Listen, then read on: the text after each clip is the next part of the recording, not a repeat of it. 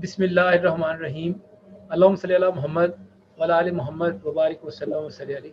लखां करोड़ां दरूद सोने कमली वाले आका हज़रत मुहम्मद अरबी सल्लल्लाहु अलैहि वसल्लम ते आप दी आल ते आप दे साहबा ते। मेरा नाम जी डॉक्टर गजनफर बुखारी है, पंजाब पाकिस्तान तो हाँ। तुसी देख रहे हो PhD पंजाबी स्टूडियो का प्रोग्राम डॉक्टर गजनफर के पुराने। अज जिहड़े साडे पुराने बने ने वो बहुत ही खूबसूरत इंसान ने, वो सूफीज़म नाल जुड़े ने, वो खुद भी सूफी ने, बहुत खूबसूरत लिखते ने, ना सिर्फ उर्दू लिखते ने, पंजाबी विच भी लिखते ने ते सूफी गायक भी ने। वो बहुत पक्की शख्सियत ने। सब तो वड्डा उन्हां दा काम इह वे उन्हां ने नवीं नस्ल नूं सूफीज़म नाल जोड़िया। ਅਸੀਂ ਉਹਨਾਂ ਨੂੰ ਜੀ ਆਇਆਂ ਨੂੰ ਕਹਿੰਦੇ ਆ। ਜ਼ੈਨ ਸ਼ਕੀਲ ਜੀ, ਜੀ ਆਇਆਂ ਨੂੰ ਤੁਹਾਡਾ ਕਰਨੇ ਆ, ਸਵਾਗਤ ਕਰਨੇ ਆ, ਵੈਲਕਮ ਆਖਨੇ ਆ ਤੁਹਾਨੂੰ। अस्सलाम वालेकुम जनाब। वालेकुम अस्सलाम। ਤੁਹਾਡੀ ਬੜੀ ਮੁਹੱਬਤ ਹੈ, ਤੁਹਾਡੀ ਇਹ ਮੁਹੱਬਤ ਹੈ ਕਿ ਮੈਨੂੰ ਜਿਹੜਾ ਨਾ ਪਿਛਲੇ ਦਿਨਾਂ ਤੁਹਾਡਾ ਰਾਬਤਾ ਆਇਆ ਤੇ ਫਿਰ ਮੈਂ ਖੁਦ ਚਾਹੁੰਦਾ ਸਾਂ ਕਿ ਤੁਹਾਡੇ ਨਾਲ ਮੁਲਾਕਾਤ ਹੋਵੇ ਤੇ ਇਹ ਬੜਾ ਜ਼ਰੂਰੀ ਸੀ ਮੇਰੇ ਲਈ, ਕਿਉਂਕਿ ਤੁਹਾਡੀ ਮੁਹੱਬਤ ਤੇ ਤੁਹਾਡੀ ਜਿਹੜੀ ਸ਼ਫਕਤ ਹੈ ਉਹ ਮੈਨੂੰ ਖਿੱਚ ਕੇ ਲਾਏਗੀ।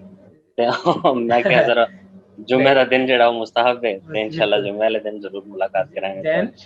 अल्लाह ताला ਤੁਹਾਨੂੰ सलामत रखे। बहुत धन्यवाद जी, आमीन। ਤੁਹਾਨੂੰ ਵੀ, ਤੁਹਾਡੇ ਲਈ ਵੀ ਸਗੀਆਂ ਦੁਆਵਾਂ।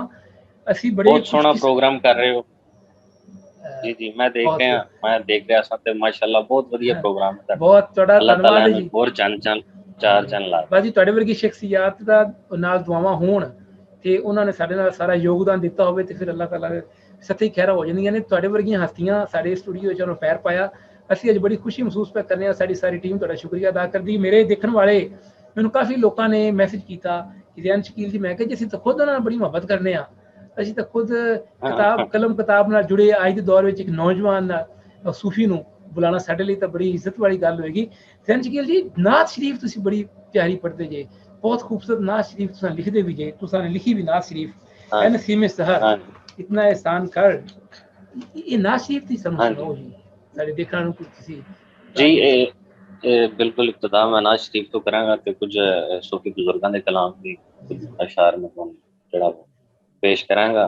सब तो पहले जो नात शरीफ के कुछ अशार ने बिस्मिल्लाहिर्रहमानिर्रहीम। है नसीम सहर इतना एहसान कर, जा मदीने मेरी इल्तिजा के लिए, कहना सरकार से शाहे अबरार से, एक निगाह करम हो खुदा के लिए, है नसीम सहर। वक्त बेचारगी कोई चारा नहीं, हम गरीबों का कोई सहारा नहीं, जुज तेरे कोई आता हमारा नहीं, हम कहाँ जाएं अर्ज़े दुआ के लिए, है नसीम सहर। टाल दे हर मुसीबत तू फैले हसन, दूर दिल से हो गम फातिमा के लिए, मुश्किल आसान हो मुश्किल कुशा के लिए, करबला रद शहे करबला के लिए, ऐ नसीम सहर। सुभान अल्लाह, क्या बात है जी, क्या बात है। बहुत खूबसूरत आवाज़ है जी, बड़ी मोहब्बत नाल तुसां लिखी तो उससे मोहब्बत नाल तुसां ने पढ़ी। मेरे प्यारे नबी पाक हजरत मोहम्मद अरबी सल्लल्लाहु अलैहि वसल्लम सरकार कबूल फरमान हिम्मत असराई ਦਾ ਜਿਹੜਾ ਤੁਸੀਂ ਨੇ ਆਪ ਦੀ ਖਿਦਮਤ ਵਿੱਚ ਪੇਸ਼ ਕੀਤਾ ਹੈ ਜੀ। ਅੱਛਾ, ਜ਼ਰਸ਼ਕੀਲ ਜੀ, ਸੂਫੀਜ਼ਮ ਨਾਲ ਤੁਸੀਂ ਜੁੜੇ ਜੀ, ਤੁਸੀਂ ਸੂਫੀਜ਼ਮ ਦਾ ਬੜਾ ਪ੍ਰਚਾਰ ਕਰਦੇ ਜੀ। ਤੁਹਾਡੀ ਸ਼ਾਇਰੀ ਵਿੱਚ ਅਸੀਂ ਦਰਗਾਹਾਂ ਦਾ, ਖਾਨਕਾਵਾਂ ਦਾ, ਦਰਬਾਰਾਂ ਦਾ ਬੜਾ ਜ਼ਿਕਰ ਸੁਣਨੇ ਆ। ਇਹ ਕਿੱਦਾਂ, ਇਹ ਰਿਸ਼ਤਾ ਕਿਵੇਂ ਤੁਹਾਨੂੰ ਇਹ ਸੂਫੀਜ਼ਮ ਨਾਲ ਜੁੜਿਆ? ਤੁਹਾਡੇ ਘਰੋਂ ਇਹ ਲੱਭਾ ਜਾਂ ਤੁਸੀਂ ਨੇ ਇਹਦੇ ਪਿੱਛੇ ਕੀ ਗੱਲ ਹੈ? ਐਗਜ਼ੈਕਟਲੀ ਹਰ ਚੀਜ਼ ਦੀ ਬੁਨਿਆਦ ਜਿਹੜੀ ਹੈ ਨਾ, ਉਹਦੀ ਕੋਈ ਨਾ ਕੋਈ ਵਜ੍ਹਾ ਜ਼ਰੂਰ ਹੁੰਦੀ ਹੈ। ਬਚਪਨ ਤੋਂ ਆਪਣੇ ਮੇਰੇ ਵਾਲਿਦ ਸਾਹਿਬ ਦਾ ਤੇ ਇੰਤਕਾਲ ਹੋ ਗਿਆ ਸੀ, ਮੈਂ ਬਹੁਤ ਛੋਟਾ ਸੀ, 2 ਸਾਲ ਦਾ ਸੀ। ਤੇ ਪਰਵਰਿਸ਼ ਜਿਹੜੀ ਉਹ ਮੇਰੇ ਦਾਦਾ ਕੋਲ ਲਈ ਹੈ। ਤੇ ਮੇਰੇ ਦਾਦਾ ਜਿਹੜੇ ਸਨ ਨਾ, ਉਹ ਮਜ਼ਾਰਾਤ ਵਗੈਰਾ ਤੇ ਜਾਂਦੇ ਸਨ, ਬੜੇ ਪੀਰਾਂ ਫਕੀਰਾਂ ਨੂੰ ਮੰਨਣ ਵਾਲੇ, ਉਹਨਾਂ ਦੀ ਮਹਿਫਿਲ 'ਚ ਬੈਠਣ ਵਾਲੇ। ਤੇ ਬਚਪਨ ਤੋਂ ਫਿਰ ਜ਼ਾਹਿਰ ਹੈ ਉਹਨਾਂ ਨਾਲ ਰਹਿ ਕੇ ਉਹ ਕਿਧਰੇ ਮੇਲੇ ਤੇ ਚਲੇ ਜਾਣਾ, ਉਹਨਾਂ ਦੇ ਨਾਲ ਉਰਸ ਤੇ ਚਲੇ ਜਾਣਾ, ਕਿਸੇ ਕਿਸੇ ਦਰਗਾਹ ਤੇ ਚਲੇ ਜਾਣਾ, ਤੇ ਬਚਪਨ ਤੋਂ ਉਹ ਚੀਜ਼ਾਂ ਅੰਦਰ ਸਨ। ਫਿਰ ਜਿਉਂ-ਜਿਉਂ ਇਨਸਾਨ ਆਪਣੀ ਲਾਈਫ ਦੇ ਵਿੱਚ ਅੱਗੇ ਵੱਧਦਾ ਹੈ, ਤਰ੍ਹਾਂ-ਤਰ੍ਹਾਂ ਦੇ ਲੋਕ ਮਿਲਦੇ ਨੇ, ਉਹ ਚੀਜ਼ਾਂ ਫਿਰ ਉਹ ਖੁਦ ਅਬਜ਼ਰਵ ਕਰਦਾ ਹੈ। ਫਿਰ ਉਹ ਹੋਰ ਬੰਦਿਆਂ ਨੂੰ ਮਿਲਦਾ ਹੈ, ਉਹਨੂੰ ਨਵੀਆਂ ਚੀਜ਼ਾਂ ਵੇਖਣ ਨੂੰ ਮਿਲਦੀਆਂ। ਲੇਕਿਨ ਉਹ ਮੈਂ ਸਮਝਦਾ ਵਾਂ ਕਿ ਇਸ ਲੈਂਡ ਦੇ ਅੰਦਰ ਬੇਸ਼ੱਕ ਅਗਰ ਬੁਨਿਆਦ ਤੁਹਾਡੀ ਮਜ਼ਬੂਤ ਹੈ ਨਾ, ਇਹ ਤੁਹਾਨੂੰ ਦੁਆ ਹੀ ਅੱਗੇ ਲੈ ਕੇ ਟੁਰਦੀ। ਇਹ ਦੁਆ ਹੀ ਹੁੰਦੀ ਹੈ ਜਿਹੜੀ ਅੱਗੇ ਜਾ ਕੇ ਤੁਹਾਨੂੰ ਇਸ ਰਾਹ ਤੇ ਪਾਉਂਦੀ ਹੈ। ਜੇ ਦੁਆ ਨਾ ਹੋਵੇ ਤਾਂ ਇਨਸਾਨ ਭਟਕ ਜਾਂਦਾ ਹੈ, ਅੱਗੇ ਪਿੱਛੇ ਹੋ ਜਾਂਦਾ ਹੈ। ਇਸ ਲੈਂਡ ਤੇ ਰਹਿਣਾ ਵੀ ਪਿੱਛੇ ਕਿਸੇ ਦੁਆ ਦਾ ਹੋਣਾ ਜ਼ਰੂਰੀ ਹੈ। ਤੇ ਮੈਂ ਸਮਝਣਾ ਇਹ ਚੀਜ਼ ਮੇਰੇ ਘਰੋਂ ਜਿਹੜੀ ਟੁਰੀ ਹੈ, ਤੇ ਉਹ ਅਕੀਦਤ ਤੇ ਮੁਹੱਬਤ ਜਿਹੜੀ ਉਹ ਲਿਆ ਦੀ ਹੈ ਦਿਲ 'ਚ, ਤੇ ਉਹ ਉਸ ਰਾਸਤੇ ਤੇ ਚੱਲ ਰਹੇ ਆ। ਬਹੁਤ ਸੋਹਣਾ। ਤਾਲਬ ਇਲਮ ਤੁਸੀਂ ਲਫ਼ਜ਼ ਯੂਜ਼ ਕਰਦੇ ਹੋ, ਮੇਰੇ ਵਾਸਤੇ ਸੂਫੀ ਮੈਂ ਤਾਂ ਕੁਝ ਵੀ ਨਹੀਂ। ਤਾਲਬ ਇਲਮ ਆਦਮਾ ਜਿਹਾ, ਬਸ ਉਹ ਚੀਜ਼ ਅੰਦਰ ਹੀ ਹੈ ਤੇ ਉਹ ਨਿਕਲ ਆਉਂਦੀ ਹੈ। ਬਸ ਇੰਨੀ ਸਾਡੀ ਖੁਸ਼ਬੂ ਤੇ ਉਹਨਾਂ ਦੀ, ਜੋ ਕੁਝ ਅੰਦਰ ਹੋਵੇ ਉਹ ਖੁਸ਼ਬੂ ਜਿਹੜੀ ਹੈ ਉਸੇ ਤਰ੍ਹਾਂ ਹੀ ਸੂਫੀਜ਼ਮ ਨਾਲ। ਮੈਂ ਤੁਹਾਡਾ ਪ੍ਰੀਤ ਜਿਹੜਾ ਹੈ ਉਹ ਤੁਹਾਡੇ ਇੰਟਰਵਿਊ ਵਿੱਚ ਵੀ ਦੇਖਿਆ। ਤੁਹਾਡੀ ਜਦੋਂ ਪ੍ਰੋਫਾਈਲ ਅਸੀਂ ਪੜ੍ਹ ਰਹੇ ਸਾਂ, ਸਾਡੀ ਟੀਮ ਪੜ੍ਹ ਰਹੀ ਸੀ, ਅਸੀਂ ਬੜੇ ਹੈਰਾਨ ਹੋ ਰਹੇ ਸਾਂ ਵੀ ਇੰਨੀ ਛੋਟੀ ਉਮਰ ਦੇ ਵਿੱਚ ਤਸੱਵੁਫ ਨਾਲ ਇੰਨਾ ਗੂੜਾ ਸੰਬੰਧ ਬਣ ਜਾਣਾ ਤੁਹਾਡਾ, ਬਹੁਤ ਬੜੀ ਗੱਲ ਹੈ। ਇਹ ਬਿਲਕੁਲ ਤੁਹਾਡੇ ਪਿੱਛੇ ਜਿਵੇਂ ਤੁਸੀਂ ਕਹਿ ਰਹੇ ਹੋ ਨਾ, ਕਿਸੇ ਦਾ ਹੱਥ ਹੋਣਾ ਜ਼ਰੂਰੀ ਹੈ। ਇਹਦੇ ਪਿੱਛੇ ਤੁਹਾਡੇ ਬਜ਼ੁਰਗਾਂ ਦਾ, ਹਾਂਜੀ, ਤੁਹਾਡੇ ਪੀਰ ਮੁਰਸ਼ਿਦ ਦਾ ਹੱਥ ਹੈ ਜੋ ਕੁਛ। ਤੇ ਮੈਂ ਇਹ ਵੀ ਕਹਾਂਗਾ, ਜਿਹਨੇ ਲਫ਼ਜ਼ ਸੋਹਣੇ ਤੁਸੀਂ ਲਿਖਦੇ ਹੋ, ਲਫ਼ਜ਼ਾਂ ਦੇ ਮੋਤੀ ਜਿਹੜੇ ਤੁਸੀਂ ਪਰੋਂਦੇ ਹੋ, ਲਫ਼ਜ਼ਾਂ ਨਾਲ ਜਿਹੜਾ ਤੁਸੀਂ ਖੇਲਦੇ ਹੋ, ਬਹੁਤ ਸੋਹਣੇ ਤਰੀਕੇ ਨਾਲ ਜਿਹੜਾ ਤੁਹਾਡਾ ਲਫ਼ਜ਼ਾਂ ਨਾਲ ਇੱਕ ਖੂਬਸੂਰਤ ਤਾਲੁਕ ਹੈ। ਮੈਨੂੰ ਨਹੀਂ ਲੱਗਦਾ ਲਫ਼ਜ਼ ਤੁਹਾਡੇ ਨਾਲ ਉੱਠਦੇ ਬੰਦੇ, ਖਾਂਦੇ ਪੀਂਦੇ, ਸੌਂਦੇ ਵੀ ਹੋਣਗੇ। ਇਹ ਪੁੱਛਾਂਗਾ ਤੁਹਾਡੇ ਕੋਲੋਂ ਕਿ ਲਫ਼ਜ਼ਾਂ ਨਾਲ ਤੁਸੀਂ ਆਪਣੇ ਤਾਲੁਕ ਨੂੰ ਕਿਸ ਤਰ੍ਹਾਂ ਵੇਖਦੇ ਹੋ? ਦੇਖੋ ਜੀ, ਲਫ਼ਜ਼ ਜਿਹੜੇ ਹੁੰਦੇ ਨੇ ਨਾ, ਇਹ ਬੜੀ, ਮੈਂ ਅਕਸਰ ਇਸ ਬਾਰੇ ਸੋਚਣਾ ਜਾਂ ਡਿਸਕਸ ਕਰਨਾ ਕਿਸੇ ਨਾਲ, ਤੇ ਮੈਂ ਕਹਿੰਦਾ ਹੁੰਦਾ ਇਹ ਗੱਲ ਕਿ ਲਫ਼ਜ਼ ਜਿਹੜੇ ਨੇ ਨਾ, ਇਹਨਾਂ 'ਚ ਬੜੀ ਤਾਕਤ ਹੁੰਦੀ ਹੈ। ਬਿਲਕੁਲ। ਤੇ ਇਹ ਬੇਅਸਰ ਵੀ ਹੁੰਦੇ ਨੇ ਤੇ ਇਹਨਾਂ 'ਚ ਅਸਰ ਵੀ ਹੁੰਦਾ। ਠੀਕ ਹੈ, ਇਹਨਾਂ ਦੀ ਕਈ ਸ਼ਕਲਾਂ ਨੇ, ਕਈ ਰੰਗ ਨੇ।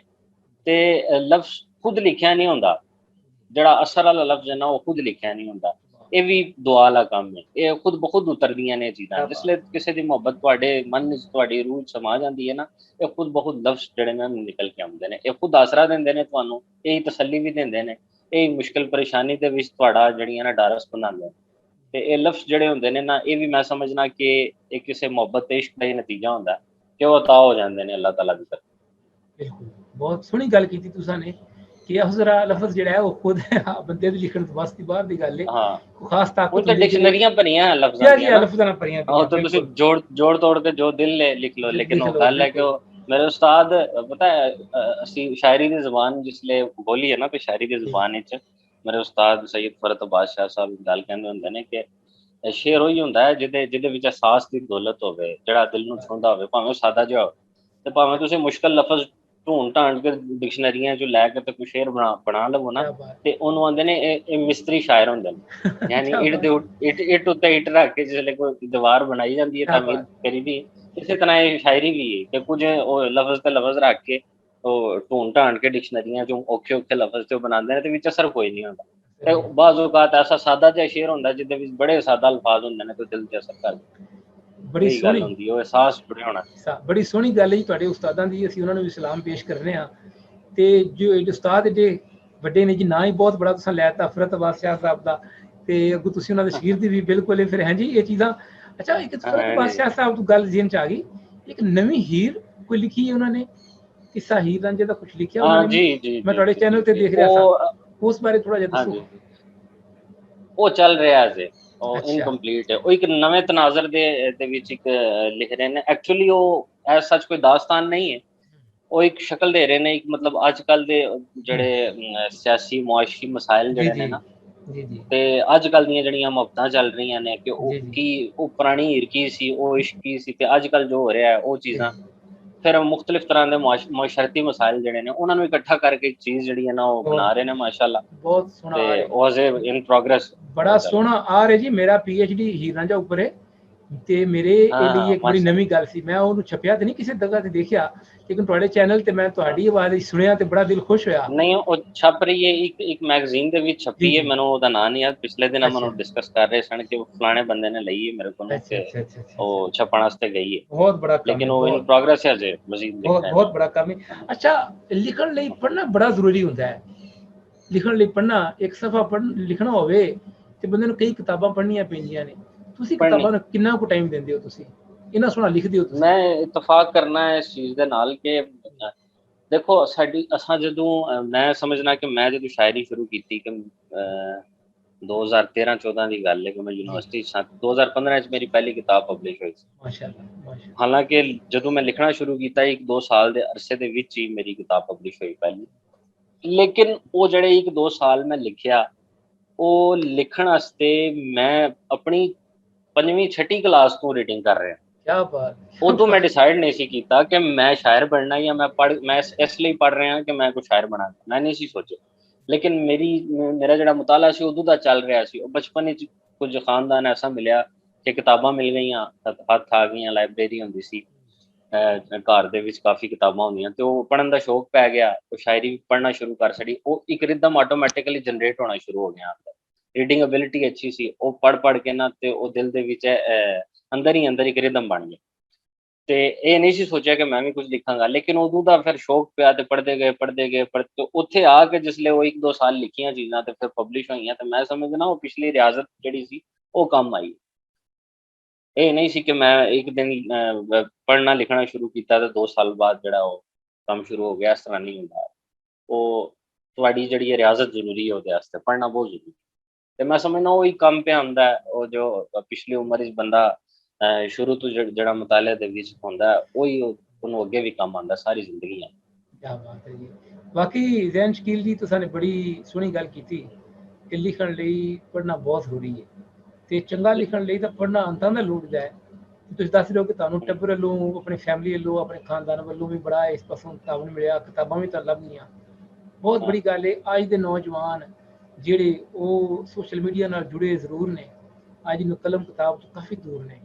ਇਹ ਚੀਜ਼ਾਂ ਦੇਖ ਕੇ ਦੁੱਖ ਹੁੰਦਾ। ਲੇਕਿਨ ਤੁਹਾਡੇ ਵਰਗੇ ਨੌਜਵਾਨਾਂ ਨੂੰ ਜਦੋਂ ਅਸੀਂ ਵੇਖਦੇ ਹਾਂ ਕਲਮ ਕਿਤਾਬ ਨਾਲ ਜੁੜੇ ਨੇ ਤੇ ਤੁਸੀਂ ਮਤਲਬ ਬੜੀ ਛੋਟੀ ਉਮਰ 'ਚ ਕਿਤਾਬ ਵੀ ਲਿਖ ਲਈ, ਬਹੁਤ ਬੜੀ। ਤੇ ਇੱਕ ਹੁੰਦਾ ਕਿਤਾਬ ਲਿਖ ਲੈਣੀ, ਉਹ ਤੇ ਇੱਕ ਆਮ ਜੀ ਗੱਲ ਹੈ। ਤੁਸੀਂ ਕੋਈ ਕਿਤਾਬ ਲਿਖੀ ਜਾਂ ਤੁਹਾਡੀ ਸ਼ਾਇਰੀ ਅਸੀਂ ਜਦੋਂ ਪੜ੍ਹਨੇ ਆ, ਬਹੁਤ ਉੱਚੇ ਪੱਧਰ ਦੇ ਸਾਨੂੰ ਤੁਸੀਂ ਸ਼ਾਇਰ ਲੱਗਦੇ ਹੋ ਤੇ ਹੈਗੇ ਵੀ ਹੋ ਤੁਸੀਂ। ਕਿਉਂ? ਤੁਸੀਂ ਉਹ ਅੰਦਰ ਦੀ ਗੱਲ ਕਰਦੇ ਹੋ, ਅੰਦਰੋਂ ਗੱਲ ਕਰਦੇ ਹੋ ਸਾਰੀ।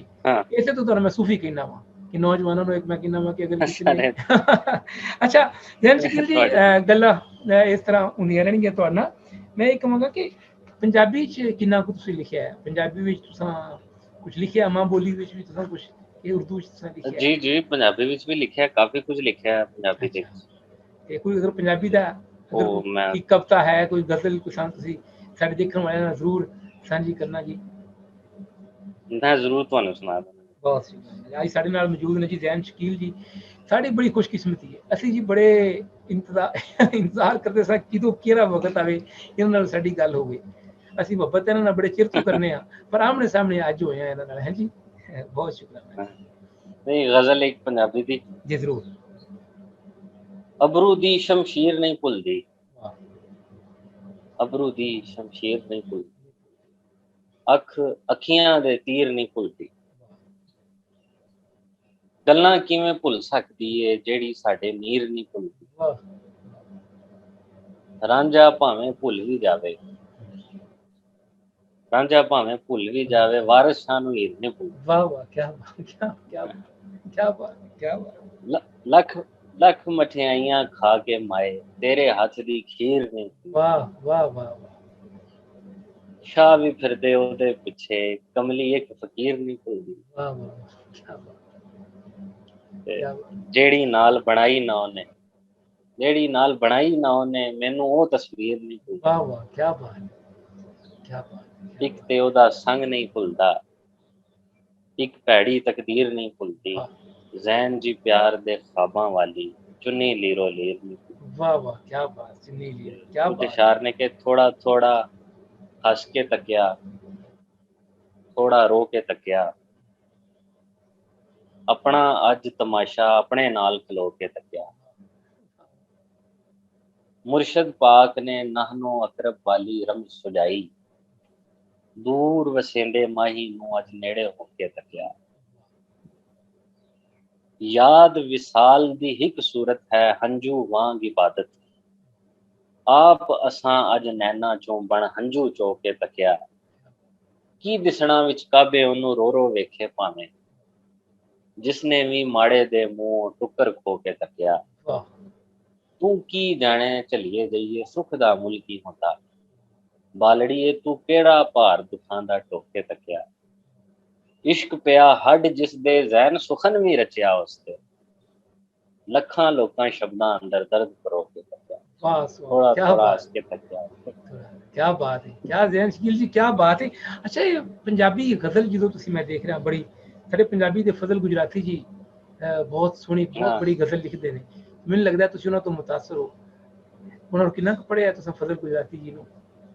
उन्होंने इतना ज्यादा नहीं पढ़ाया, लेकिन अपने सूफी बुजुर्गों ने काफी पढ़ाया। बाबा बुल्ले शाह सरकार को, साईं वारिस शाह नो, मियाँ साहब दा कलाम, शाह हुसैन सरकार दा, ख्वाजा गुलाम फरीद मुख्तसर सराइकी च आ जाता है, लेकिन क्या अपने बात, बुजुर्गों को काफी पढ़िया। जी जी बहुत सोहना। लेकिन पंजाबी गजल ਵਿੱਚ ਤੁਹਾਡਾ ਜਿਹੜਾ ਰੰਗ ਹੈ ਤੇ ਜੋ ਤੁਸੀਂ ਜਿਸ ਤਰੀਕੇ ਤੁਹਾਡਾ ਲਿਖਣ ਢੰਗ ਹੈ ਨਾ ਜੀ, ਉਹ ਪੀਰ ਫਜ਼ਲ हाँ, ਗੁਜਰਾਤੀ ਜੀ ਦੇ ਬੜਾ ਨੇੜੇ ਨੇੜੇ ਮੈਨੂੰ ਲੱਗਾ ਹੈ। ਮੈਨੂੰ ਪੀਰ ਫਜ਼ਲ ਗੁਜਰਾਤੀ वाह, ਜੀ ਯਾਦ ਆ ਗਿਆ, ਬਹੁਤ ਸੋਹਣਾ। ਅੱਛਾ ਜੈਨ हाँ, ਸ਼ਕੀਲ ਜੀ, वाह। ਤੁਸੀਂ ਸੂਫੀ ਕਲਾਮ ਗਾਉਂਦੇ ਵੀ ਜੇ ਤੇ ਬੜੀ ਸੋਹਣੀ ਤੁਹਾਨੂੰ ਰੱਬ ਨੇ ਆਵਾਜ਼ ਦਿੱਤੀ ਹੈ। ਸਾਨੂੰ ਕੋਈ ਹੀਰ ਵਾਰਿਸ ਸ਼ਾਹ ਦਾ ਇੱਕ ਦੋ ਬੰਦ ਜਾਂ ਇੱਕ ਬੰਦ ਸਾਨੂੰ ਸੁਣਾਓ, ਜਿਵੇਂ ਜਿੰਨਾ ਕੁ ਤੁਹਾਨੂੰ ਆਸਾਨੀ ਨਾਲ ਹੋ जी ਸਕੇ। जी जी। ਬਹੁਤ ਸ਼ੁਕਰੀਆ।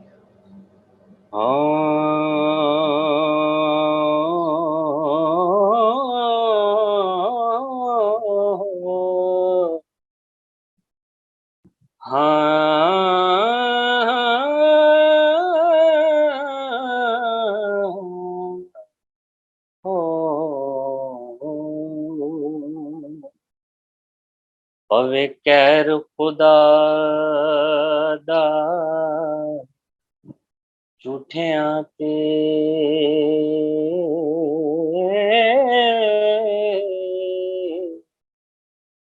लानत रब दी काज़िबीन काज़ी,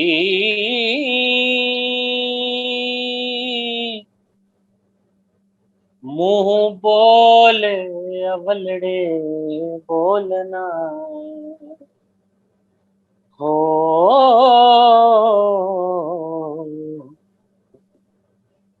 वे तू रद होवें मुशरिकीन काजी। कदर इश्क दा आशिका सादकानू चक मार देने जाहलीन काजी। सच आखने तो आशिक नहीं मुड़दे, कौल इन कुंतुम सादिकीन काजी। हुस्न चाक दाते जलवा जात रब्बी, हीर वेखे नाल यकीन काजी। नक्श चाक दे हरफ तबारकल्लाह हो,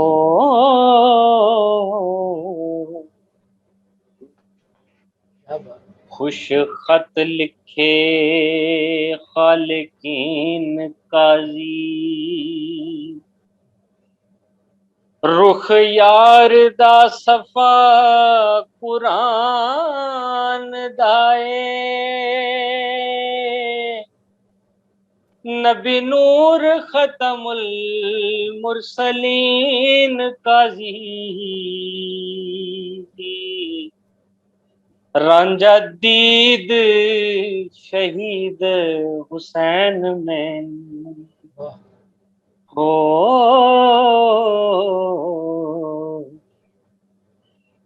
खेड़ा शिमर यजीद लईन काजी,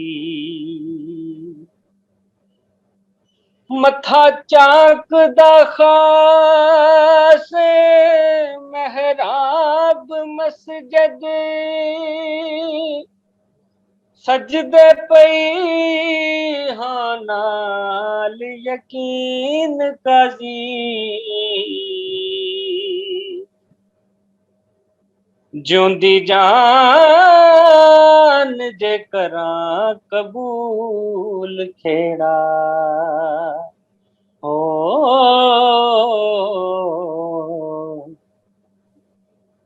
निकर जाम मैं विच जमीन काजी,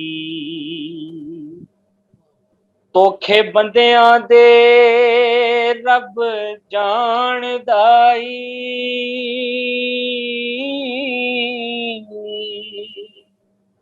नाल खबर खैरुल माकरीन काजी,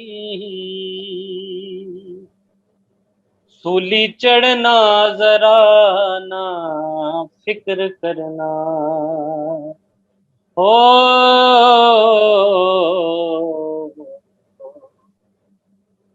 मुडो इश्क दी रस्म आईन काजी, क्या बात वारस कोल जबान तो हार जाना, नहीं आशिकां दा मजहब क्या दीन बात काजी, क्या बात सुभान अल्लाह क्या बात है जी जैन शकील जी लोग शायर ਹੁੰਦੇ ਨੇ ਗਾ ਨਹੀਂ ਸਕਦੇ ਗਾ ਲੈਂਦੇ ਨੇ ਸ਼ਾਇਰ ਨਹੀਂ ਹੁੰਦੇ ਰੱਬ ਨੇ ਤੁਹਾਨੂੰ ਕਲਮ ਵੀ ਦਿੱਤਾ ਆ ਵੋਕਲ ਕਾਰਡ ਵੀ ਬੜਾ ਸੋਹਣਾ जी ਦੇ शुक्र ਦਿੱਤਾ है मेरे मालिक, ਤੇ ਬਹੁਤ ਸੋਹਣਾ ਹੈ ਕਿ ਤੁਸੀਂ ਸੂਫੀ ਕਲਾਮ ਪੜ੍ਹਦੇ ਹੋ ਸਭ ਤੋਂ ਬੜੀ ਖੂਬਸੂਰਤ ਗੱਲ ਇਹ ਵੇ ਬਹੁਤ ਸ਼ੁਕਰੀਆ ਜੀ ये ਤੁਸੀਂ सब ਅੱਜ मालिकां दी दुआ है। ਸਾਡੇ ਪੁਰਾਣੇ ਬਣੇ ਤੁਸੀਂ ਅੱਜ ਸਾਨੂੰ ਬੜੀਆਂ ਸੋਹਣੀਆਂ ਗੱਲਾਂ ਸੁਣਾਈਆਂ ਅਸੀਂ ਤੁਹਾਡਾ ਜਿੰਨਾ ਧੰਨਵਾਦ ਕਰੀਏ ਥੋੜਾ ਹੈ ਤੁਸੀਂ ਕੀ ਸੁਨੇਹਾ ਦਿਓਗੇ ਲਹਿੰਦੇ ਚੜ੍ਹਦੇ ਪੰਜਾਬ ਵਿੱਚ ਤੁਹਾਡੇ ਬੜਾ ਪਿਆਰ ਕਰਨ ਵਾਲੇ ਲੋਕ ਮੌਜੂਦ ਨੇ ਇਸ ਚੈਨਲ ਰਾਹੀਂ ਕੀ ਸੁਨੇਹਾ ਦਿਓਗੇ ਤੁਸੀਂ ਬਿਲਖਸੂਸ ਨੌਜਵਾਨ मैं ਪੀੜ੍ਹੀ यही ਨੂੰ कहना ਨੌਜਵਾਨ ਪੀੜ੍ਹੀ ਜਿਹੜੀ जी जी, ਤੁਹਾਡੀ ਉਮਰ ਦੇ ਲੋਕ ਨੇ ਉਹਨਾਂ ਨੂੰ ਕੀ ਸੁਨੇਹਾ ਦਿਓਗੇ ਤੁਸੀਂ मैं सिर्फ एक ही गल कहना चाहना खास तौर ते नौजवानों वास्ते ते बड़ी इंपॉर्टेंट चीज है कि आजकल जड़ा दौर चल रहा है,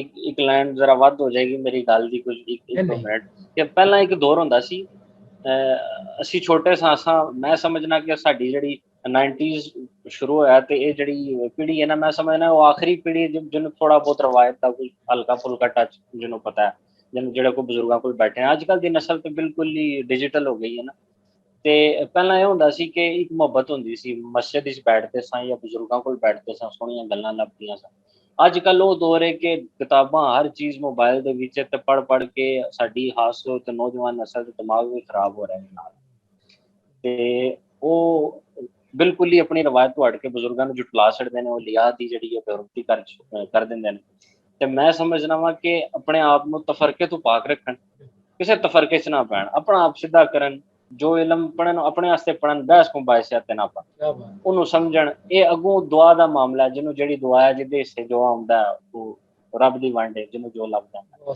लेकिन ये बहस मुबासा ते तफरका जिहड़ा ना ये खराब करदा इंसान ये तालीम ते भी असर पांदा है ते अपनी अगली जिंदगी च भी ये खराबी पैदा करदा मैं समझना मोहब्बत बननी चाहिए मोहब्बत ही तकसीम होनी चाहिए हर पास मोहब्बत नूं ज़रब दिओ हर सब कुछ करो तो मोहब्बत नाल करो प्यार तो वड्डा मजहब अकीदा मोहब्बत ते ज़बान कोई नहीं प्यार ते इंसानियत जिहड़ी है ना यही सारा कुछ मैं यही कहना चाहता बहुत सोहनी गल कीती तुसां ने हुण तुसीं कहंदे हो मैनूं सूफी क्यों कहंदे जे सूफियां वाली गल कीती जे जुड़न दी गल कीती जे तुसां प्यार मोहब्बत दी गल कीती जे तुसीं जिन्ना कह रहे हो जुतियां दा सदका है ये तुसीं ये तुहाडी निमरता है ना जी अल्लाह नूं ही पसंद है कि अज ही अल्लाह इंसान दी अल्लाह नूं पसंद है क्योंकि अबद दा माना ही ये वे कि बनिया ते मिट्टी घा वर्गा बंदा हो जाए इंज बंदे हो जाए फिर रब दी बारगाह च मकबूल होंदा है तुसां बड़ी गल कीती कि प्यार एक अजिही चीज़ है जिन्हों जिन्ना वंडो उन्ना वधदा है घटदा नहीं बहुत सोहनी गल कीती ਅੱਜ ਸਾਡੇ ਬੜੇ ਧੰਨ ਭਾਗ ਜੀ ਸਾਡੇ ਨਾਲ ਮੌਜੂਦ ਸਨ ਜ਼ੈਨ ਸ਼ਕੀਲ ਜੀ। ਉਹਨਾਂ ਨੇ ਬੜਾ ਉਚੇਚਾ ਟਾਈਮ ਕੱਢਿਆ, ਬਹੁਤ ਖੂਬਸੂਰਤ ਸ਼ਾਇਰ ਨੇ, ਬਹੁਤ ਖੂਬਸੂਰਤ ਗਾਇਕ ਨੇ। ਰੱਬ ਇਹਨਾਂ ਨੂੰ ਲੰਮੀ ਜ਼ਿੰਦਗੀ ਦੇ ਤੇ ਇਸੇ ਤਰ੍ਹਾਂ ਹੀ ਆਪਣੀ ਮਾਂ ਬੋਲੀ ਦੀ ਸੇਵਾ ਕਰਦੇ ਰਹਿਣ, ਸੂਫੀਜ਼ਮ ਦਾ ਇਸੇ ਤਰ੍ਹਾਂ ਹੀ ਪ੍ਰਚਾਰ ਕਰਦੇ ਰਹਿਣ। ਇਹੋ ਜਿਹੇ ਨੌਜਵਾਨਾਂ ਦੀ ਲੋੜ ਹੈ ਤਾਂ ਕਿ ਮਾਸ਼ਰੇ ਵਿੱਚ ਤਹਮਲ, ਬਰਦਾਸ਼ਤ ਪੈਦਾ ਹੋ ਸਕੇ, ਇਲਮ ਪੈਦਾ ਹੋ ਸਕੇ, ਇੱਕ ਦੂਜੇ ਦੀ ਗੱਲ ਨੂੰ ਬਰਦਾਸ਼ਤ ਕਰਨ ਦੀ ਜਾਚ ਆ ਸਕੇ। ਇਹੋ ਜਿਹੇ ਲੋਕ ਜਦੋਂ ਤੱਕ ਲਿਖਦੇ ਪਏ ਨੇ ਅੱਲਾਹ ਨਾਲ ਜ਼ਿੰਦਗੀ ਦੇ ਤੇ ਸਾਡੇ ਸੁਸਾਇਟੀ ਨੂੰ, ਸਾਡੇ ਨੌਜਵਾਨਾਂ ਦੀ ਰੋਲ ਮਾਡਲ ਨੇ। ਸਾਡੀ ਸੁਸਾਇਟੀ ਨੂੰ ਕੋਈ ਡਰ ਨਹੀਂ ਹੈਗਾ। ਡਾਕਟਰ ਜ਼ੁਲਫਰ ਬੁਖਾਰੀ ਨੂੰ ਪੰਜਾਬ ਪਾਕਿਸਤਾਨ ਤੋਂ ਇਜਾਜ਼ਤ ਦਿਓ। ਰੱਬ ਰਾਖਾ।